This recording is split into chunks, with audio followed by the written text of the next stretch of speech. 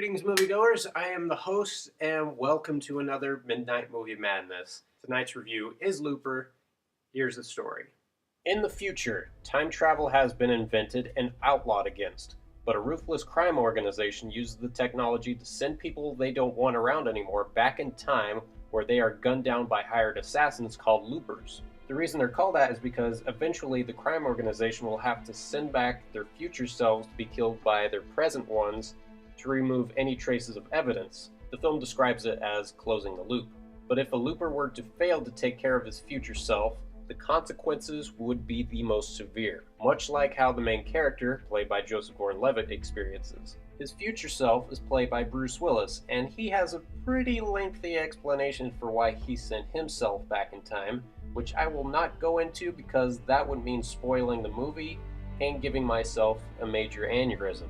But what I can talk about are the performances. When it comes to casting a younger version of an older actor, they would pretty much do exactly that. They would find someone who would resemble that actor and let the performances handle the work. In this case, they decided to pick Joseph Gordon-Levitt, who looks absolutely nothing like Bruce Willis. I mean, it's a little hard to get used to, but there are times where he would get the quirks and mannerisms so perfectly right that I was convinced that Joseph Gordon-Levitt is Bruce Willis. There's a sequence in the movie where Joseph Gordon-Levitt and Bruce Willis meet up in a restaurant to have a little conversation of what's going on. And the scene reminded me a little bit of Heat, where Al Pacino and Robert De Niro are having coffee, except it brings up the age-old question, how would you react if you were to partake in a conversation with your older self or your younger self?